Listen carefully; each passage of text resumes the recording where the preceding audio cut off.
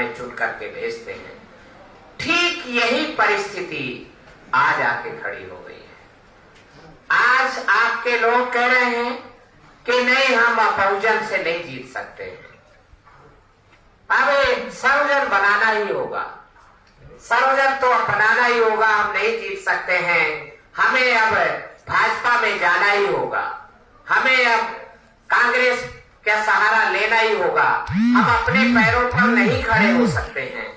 ये परिस्थिति आकर के घूम करके मानवर कांशीराम जी ने जो काम किया, मानवर कांशीराम जी ने काम किया, उन्होंने समाज को सेल्फ कॉन्फिडेंस दिया, उन्होंने हजारों किलोमीटर साइकिलों पर चल करके समाज को निरंतरता और लगातार काम करके समाज को भरोसा दिया कि हाँ, हम अपने पैरों पर खड़े होकर बहुजन समाज बना सकते हैं, अपने पैरों पर खड़े होकर के हम अपनी बिगड़ी हुई बात को बना सकते हैं।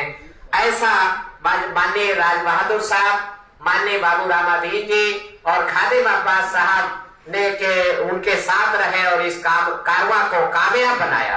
अपने अपने इलाकों में इन्होंने कामयाब बनाया। जहां बाबू रामाधीन जी की अगुवाई में हम लोग बुंदेलखंड में पहला खाता खोलने में कामयाब हुए, वहीं जनाब खादिम अब्बास साहब के इलाके से मानवर कांशीराम जी तमाम के ब्राह्मणवादी सामंतवादी ताकतों को दरकिनार करते हुए पार्लियामेंट में 18 नवंबर 1991 को जीत करके पहुंचने में कामयाब हुए। पर इस बीच जो आपकी जड़ों को काटा गया है, आपके पुनः जो समाज में जो न बिकने वाला बनाया, तो वो न बिकने वाला समाज आज पुनः वोट बेचने के लिए तैयार हो गया है। फुटका वोट नहीं बिक रहा है अभी भी लोकसभा विधानसभा के लिए।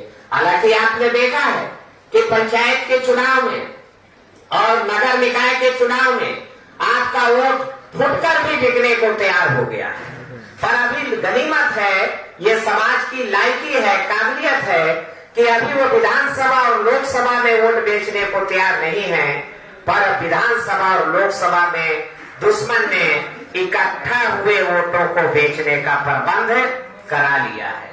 और इकट्ठा हुआ वोट बेचने के कारण तो आपका कारवां ऊपर जो था जीतने का ग्राफ, जैसे जैसे वोट बिकना बंद होता गया, जैसे जैसे जिस अनुपात में बिखरी हुई जातियां इकट्ठा होती गई और संभाग को इकट्ठा करना मानवर कांशीराम जी ने चालू किया, असंभव को इकट्ठा करना नहीं चालू किया। असंभव को इकट्ठा करने की प्रोसेस में बहुत बाद में आए, पर जो संभाव्य है, इसलिए मुझे ध्यान है कि उन्होंने हमें एक शब्द दिया इंग्लिश का, को सफरर। उन्होंने कहा कि जो आपका सह दुख भागीदार है, को सफरर है, आपको भी ये आगे आने वाले समय में काम आएगा। आपको भी जो आपके सह दुख भागीदार है, उसको आप साथ लेके चलेंगे तो वो दूर तक टिकेगा और देर तक आपके साथ चलेगा और शायद मंजिल तक पहुंचने में आपके साथ साझीदार रहेगा, आपका जो सह दुख भागीदार है।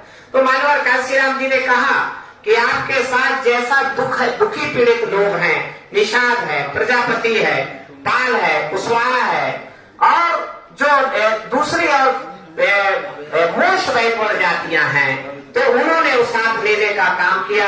और जब एक ताकत बनी तो फिर उन्होंने जो मार्शल बैकवर्ड जातियां हैं, उनके भी नेताओं को ससम्मान साथ लेकर के उनकी उपयोगिता को महसूस किया कि ये, जैसे उन्होंने महसूस किया कि मुलायम सिंह यादव मुख्यमंत्री बनने लायक है, पर उसको बनने नहीं दिया जा रहा है, उसको असेंबली में नहीं पहुंचने दिया जा रहा है।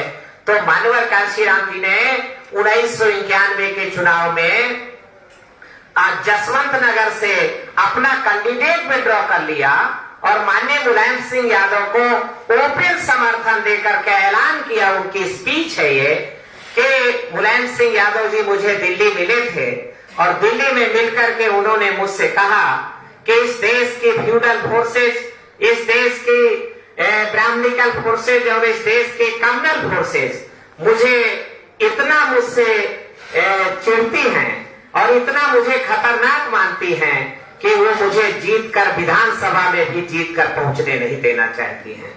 इसलिए मैं चाहता हूं कि आप मुझे सपोर्ट करें। तो मानवर कांशीराम जी ने हजारों लोगों के बीच में जसवंत नगर में सभा लगा करके कहा कि मुझे लगता है कि मुलायम सिंह यादव सही बोल रहे हैं, और क्योंकि जिन ताकतों से हमारी लड़ाई है, हमारी लड़ाई ब्राह्मणवादी ताकतों से है, हमारी लड़ाई सामंतवादी ताकतों से है, हमारी लड़ाई सांप्रदायिक ताकतों से है, तो इनके रास्ते में मुलायम सिंह यादव एक रोड़ा है। मुलायम सिंह यादव, मैंने भी गहराई से छानबीन किया है, तो मुलायम सिंह यादव एक रोड़ा है, तो वो रोड़े को साफ करना चाहते हैं, रोड़े को साफ करके आगे बढ़ना चाहते हैं, पर इनके रास्ते में रोड़े अटकाना कांसीराम का काम है। इसलिए मैं दिली चाहत है मेरी कि मुलायम सिंह यादव जीत करके जसवंत नगर से विधानसभा में जरूर पहुंचे। इसलिए जो लोग मुझे वोट दें, जसवंत नगर के मतदाता, वो अनिवार्य रूप से विधानसभा का जब बैलेट पेपर मिले तो वो मुलायम सिंह यादव को जरूर वोट दें। इसलिए मैं यहां से अपना कैंडिडेट विड्रॉ कर रहा हूं, उसका पन्ना लाल खोड़े का हम नाम वापस ले रहे हैं। मेरे खिलाफ मुलायम सिंह का कैंडिडेट राम सिंह साक्य जरूर खड़ा है। इनके गौतम जी का ध्यान रखना हो, चूंकि आपको ये कहानी पता नहीं होगी। मुलायम सिंह यादव ने मेरे खिलाफ राम सिंह साक्य को खड़ा कर रखा है, पर इसकी परवाह मत करिएगा कि आप मुलायम सिंह यादव के मतदाता राम सिंह साक्य को वोट दे रहे हैं, पर मेरे जो समर्थक हैं वो अनिवार्य रूप से मुलायम सिंह यादव को जरूर वोट दें। परिणाम आया, जसवंत नगर असेंबली सेगमेंट में मानवर कांसीराम जी को 25,000 वोट मिले और 27,000 वोट राम सिंह साक्य को मिले। जसवंत नगर असेंबली सेगमेंट से मानवर कांसीराम जी 2,000 वोट से पीछे थे ये राम सिंह साक्य से, पर दोनों का मिला दीजिए तो 52,000 वोट होता है। 50,000 वोट मुलायम सिंह यादव को मिले, और मुलायम सिंह यादव के जो प्रतिस्पर्धी कैंडिडेट थे तहसीलदार सिंह, उनको 35,000 वोट मिले। तो अगर मैं तो ऐसा हम चौंक गए हम कि अगर कांसीराम जी का समर्थन नहीं होता तो शायद मुलायम सिंह यादव वहीं पर असेंबली का चुनाव हार गए होते। तो इसलिए मैं साथियों, मानवर कांसीराम जी ने जिन तरकीबें निकाली, तो न केवल माननीय मुलायम सिंह यादव को उन्होंने असेंबली में जिता के भेजा, बल्कि उन्हें आगे चल करके मुख्यमंत्री के लिए चुनाव पूर्व ही उनको मुख्यमंत्री डिक्लेयर किया। ऐसा मुलायम सिंह यादव जी के जीवन में गठबंधन में किसी से भी गठबंधन किया हो, ये सौभाग्य उनको पहले कभी नहीं मिला। उन्हें कहा गया कि नहीं, विधानमंडल में ही चुनाव फैसला होगा। मानवर कांसीराम जी ने 14 दिसंबर 92 को ही दिल्ली के प्रेस कॉन्फ्रेंस में ऐलान किया कि हम मुलायम सिंह यादव को मुख्यमंत्री बनाने के लिए, ये सामायिक उपयोगिता थी। ये बहुजन समाज बनाने के लोगों ने कहा कि ये राजनीतिक पैंतरेबाजी है, मैं नहीं सहमत हूँ। ये बहुजन समाज बनाने की मानवर कांसीराम जी का एक प्रयास था, समर्पण युक्त प्रयास था। पत्रकार ने पूछा, टाइम्स ऑफ इंडिया का पत्रकार, कि अगर बहुजन समाज पार्टी की सीटें ज्यादा जीती और समाजवादी पार्टी की सीटें कम जीती, तब मुख्यमंत्री कौन होगा?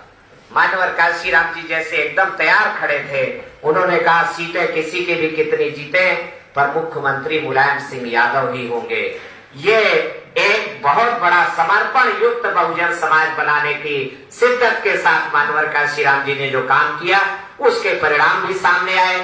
पर उसके बहुत जल्दी बाद वो बहुजन का तिलिस्म तोड़ा गया, हिस्सेदारी काटी गई, और हिस्सेदारी काटते काटते जो हमारा शोषक है उसकी हिस्सेदारी बढ़ाई गई, और लिहाजा आपकी मोस्ट बैकवर्ड जातियां, वो मोस्ट शेड्यूल कास्ट जातियां जो चमार के इतर है और पिछड़ी जातियां, वो आहिस्ता आहिस्ता आपसे दूर जाती गई, और आपका सारा तिलिस्म बिगड़ गया, और आपका इकट्ठा किया गया वोट, खतरनाक है ये, इकट्ठा किया गया वोट, 35 कार्ड टिकट, वो बिकने लगा।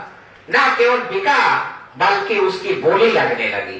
बिकना एक अलग स्थिति है, और उसको नीलाम करना, उसकी बोली लगाना, ये एक अलग स्थिति है। ये और ज्यादा खतरनाक है, और परिणाम आपके सामने है।